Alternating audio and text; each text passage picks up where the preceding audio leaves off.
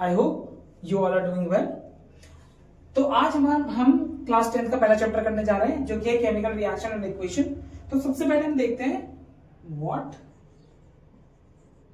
Is a chemical reaction.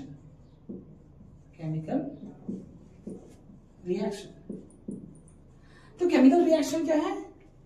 जब दो या बहुत सारे सब्सटेंसेस रिएक्ट करते हैं और न्यू प्रोडक्ट्स बनाते हैं। जरूरी नहीं है कि एक, मल्टीपल बना सकते हैं, 2 3 कितने बना सकते हैं।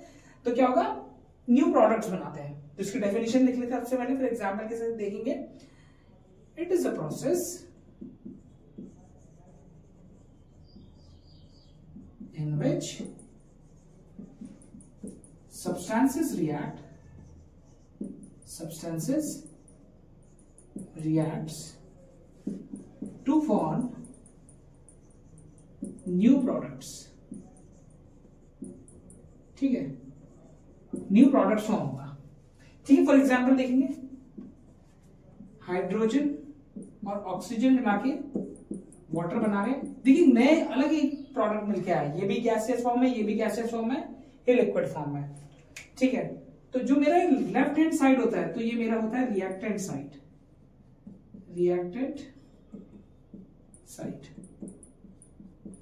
और ये जो मेरा राइट वाला साइड होता है, ये मेरा होता है प्रोडक्ट साइड।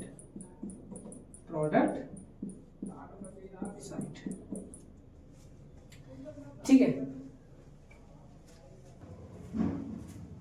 तो हमें कैसे पता चलेगा कि केमिकल रिएक्शन हो गया है? तो उसकी कुछ तरीके हैं पता लगाने के। तो हम सबसे पहले वो तरीके देखते हैं कि हमें कैसे पता चलेगा कि केमिकल रिएक्शन हो गई। तो नेक्स्ट टॉपिक है डिटर्मिनेशन ऑफ केमिकल रिएक्शन। तो पहला है इवोल्यूशन ऑफ गैस। तो हम सारे के सारे जो तरीके वो लिखेंगे विद एग्जांपल्स, क्योंकि मैक्सिमम टाइम्स ऐसा होता है कि भाई वो डिटर्मिनेशन पूछता है विद एग्जांपल। हो गएगा भाई क्या बोलते हैं, एक ऐसा रिएक्शन बताओ जिसमें इवोल्यूशन ऑफ गैस हो रही है। तो देख लेते हैं, तो हम लिख लेते हैं मैग्नीशियम प्लस HCl के MgCl2 प्लस H2।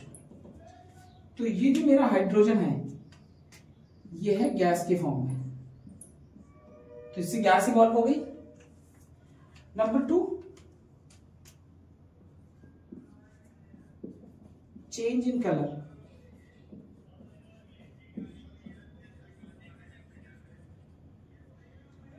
तो नेक्स्ट है आपका 7th क्लास का है ये। तो ये होता है कॉपर सल्फेट, उसमें आयरन ऐड जैसे करेंगे। कॉपर सल्फेट मेरा ब्लू कलर का होता है। जैसे आयरन ऐड करूंगा तो क्या बन जाएगा? ये being a powerful element, Fe being a powerful element, Cu को रिप्लेस कर देगा। किससे? CuSO4 को, और SO4 के साथ अपना आ जाएगा। क्या बना लेगा? FeSO4, that is iron sulphate plus copper को डिस्प्लेस कर दो, ये बचा Cu। ठीक है, ये है ग्रीन कलर का। ठीक, ये है हमारा ग्रीन कलर का।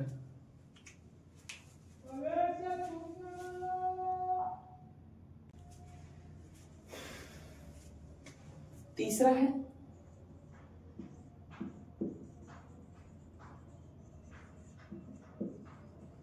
Change in temperature.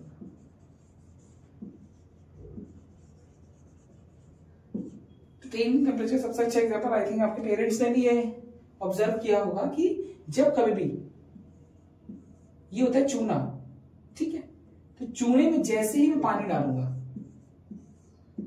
तो क्या होगा?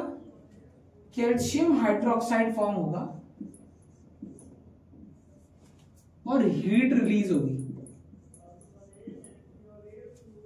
तो लिटरली वो उबलने लग जाता है। जिस कंटेनर में आप ये कैल्शियम, ये आपका चूने और पानी को मिलाएंगे, थोड़ी देर में इतना विग्रस रिएक्शन होता है कि वो उबलना स्टार्ट हो जाता है। ठीक है, अब मैं एक बार कैल्शियम कार्बोनेट बना के दिखा देता हूँ, कैल्शियम हाइड्रोक्साइड बना के दिखा देता हूँ मैं आपको। तो कैल्शियम और हाइड्रोक्साइड, इसकी वैलेंसी है 2 और इसकी 1, तो ये क्या हो जाएगा कैल्शियम, और देखिए हाइड्रोक्साइड पूरा एक कंपाउंड है तो उसको ब्रैकेट के अंदर और नीचे 2, ठीक। तो मेरा क्या बन गया कैल्शियम हाइड्रोक्साइड। अब आते हैं नेक्स्ट,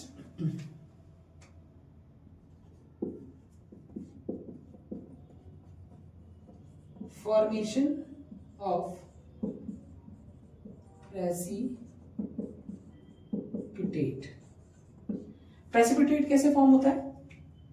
तो अब प्रेसिपिटेट क्या होता है, जब कहीं भी रिएक्शन होता है तो हम क्या होता है ऑब्जर्व करते हैं कि जो बीकर है उसके नीचे कुछ इनसॉल्युबल पार्टिकल्स क्या हो गए, सेटल डाउन हो चुके हैं, तो वही हमारा प्रेसिपिटेट होता है। अब इसका एग्जांपल क्या है, sodium sulphate plus barium chloride gives sodium chloride जो आपका नमक है प्लस BaSO4 जो कि हमारा सॉलिड है, और यही मेरा प्रेसिपिटेट है।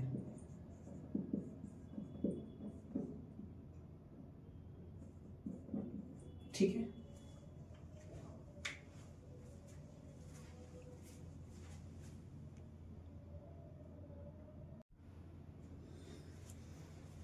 अब जो लास्ट हमारा टॉपिक है उसका ये है 5वां, change in state.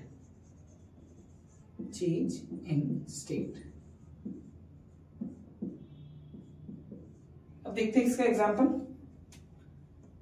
NH3 ammonium, ये गैस फॉर्म में है, HCl भी हमारा गैस फॉर्म में है।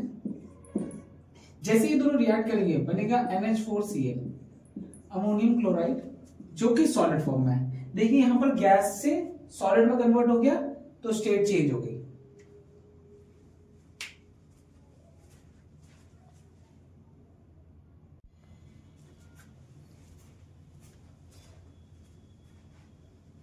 अब हमारा नेक्स्ट टॉपिक है what is chemical equation.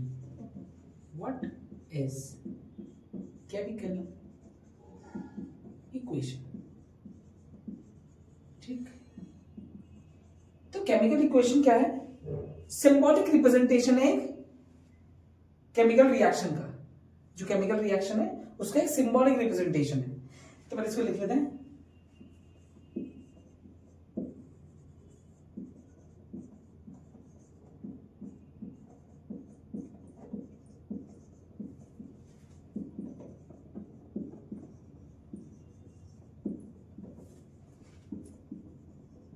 chemical reaction is called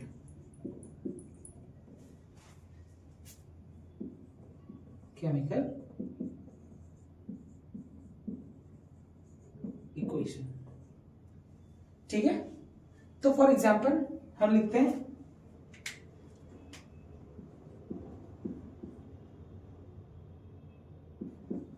hydrogen reacts with oxygen to give water।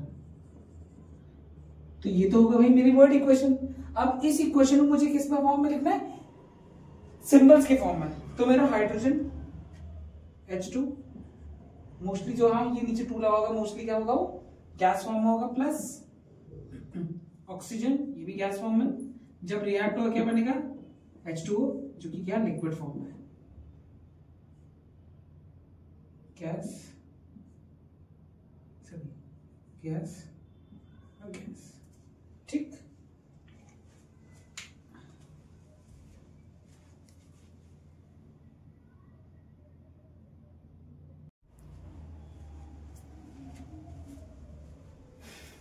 अब हमारा नेक्स्ट टॉपिक आएगा law of conservation of mass.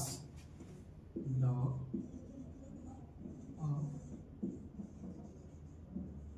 Conservation of मास।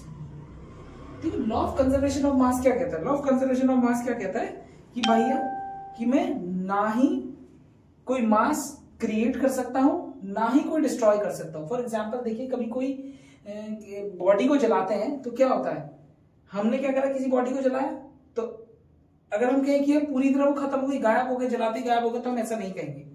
तो जो बॉडी होती है उसमें जो मैक्सिमम कंटेंट होता है वाटर होता है, वाटर इवेपोरेट हो जाता है, फिर जो बोन्स मसल्स बचती हैं वो एशेज में कन्वर्ट हो जाती है। लेकिन ना ही हमने क्या बोलते हैं उस बॉडी को प्रिपेयर किया, प्रिपेयर करने के लिए भी क्या फर्टिलाइजेशन और दोस्त गैमेट्स के फॉर्मेशन की वजह से हुआ, जिस समय जलाया उस समय भी क्या हुआ, उस समय वो किस में कन्वर्ट हुआ, एशेज और वाटर वेपर्स में, पूरा का पूरा खत्म नहीं हुआ। ठीक है, तो यही कहता है law of conservation of mass. Mass can neither be created, mass can neither be created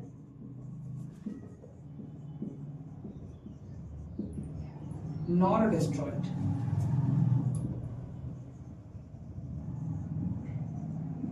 in a chemical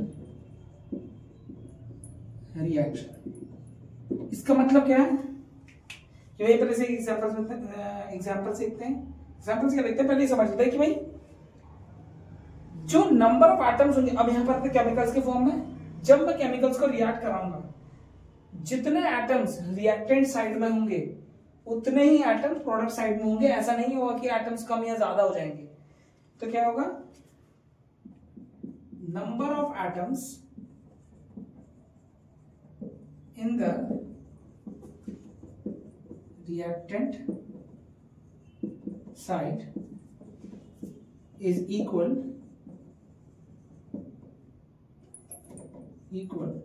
to the product side. ठीक है, तो एटम्स क्या होंगे, रिएक्टेंट साइड और प्रोडक्ट साइड में बराबर होंगे। और ऐसे ही हम बैलेंसिंग करेंगे अभी। तो पहले बैलेंसिंग मैं यहीं पर ही बता देता हूं आपको, थोड़ा सा ओवरव्यू दे देता हूं। H2 plus O2 gives H2O। तो जैसे यहां हाइड्रोजन कितने हैं, 2 हैं, यहां ऑक्सीजन कितने हैं, 2 हैं, यहां हाइड्रोजन कितने हैं, 2, यहां ऑक्सीजन है 1। ठीक है, अब मुझे इसको, ये 1 है, मुझे इसको 2 बनाना पड़ेगा। मैं इस पूरे को 2 से मल्टीप्लाई कर देता हूं। तो अब हाइड्रोजन कितने हो गए, 4, ऑक्सीजन कितने हो गए, 2। अब ऑक्सीजन बराबर हो गए। अब मुझे हाइड्रोजन 2 को 4 बनाना है। तो अब मैं इसको किससे मल्टीप्लाई कर दूंगा, 2 से मल्टीप्लाई करूंगा, तो वैसे ही क्या होगा, ये 4 बन जाएगा। तो नंबर ऑफ हाइड्रोजन कितना होगा, 4, number of hydrogen 4, number of oxygen 2, number of oxygen 2। तो ये इक्वेशन पूरी बैलेंस हो गई और इसने law of conservation of mass को सेटिस्फाई कर दिया।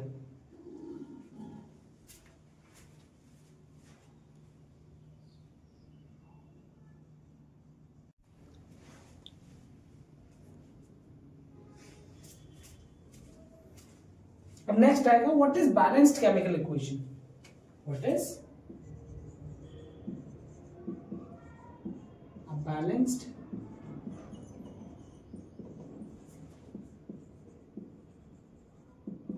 Chemical equation. अब बैलेंस केमिकल इक्वेशन क्या होगी, ये वो इक्वेशन होगी जिसमें number of atoms reactant side में और number of atoms product side में बराबर होंगे। It is a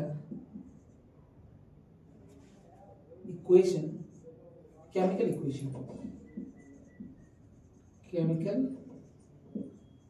equation in which number of atoms in reactant side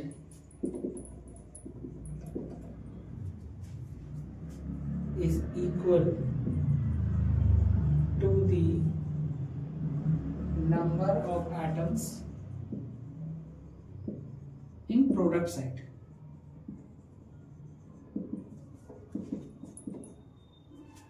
इसका एग्जांपल देखते हैं। आई थिंक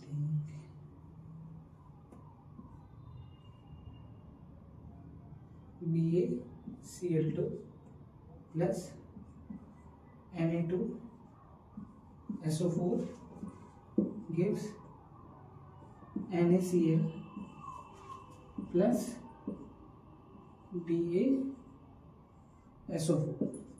ठीक है, अब देखते हैं यहां पर Ba के 1 Cl 2 Na 2 SO4 1 SO4 पूरा एक कंपाउंड है, Na 1 Cl 1 Ba 1 SO4 1।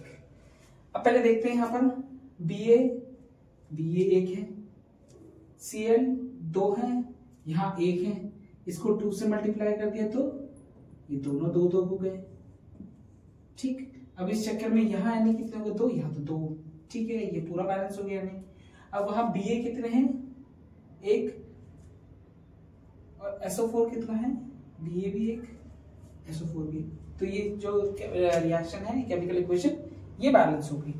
अब आएगा एक और टॉपिक कि why do we balance chemical equation. यहीं पे लिख देते हैं why do we balance chemical equation. तो देखिए हम केमिकल इक्वेशन को इसलिए बैलेंस करते हैं ताकि law of conservation of mass को सेटिस्फाई करा सके, अदरवाइज तो सेटिस्फाई करेगा नहीं। ठीक है, तो हम इसलिए कराते ताकि law of conservation of mass को सेटिस्फाई करा सके।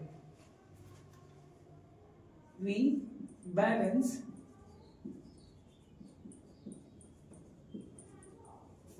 Chemical equation to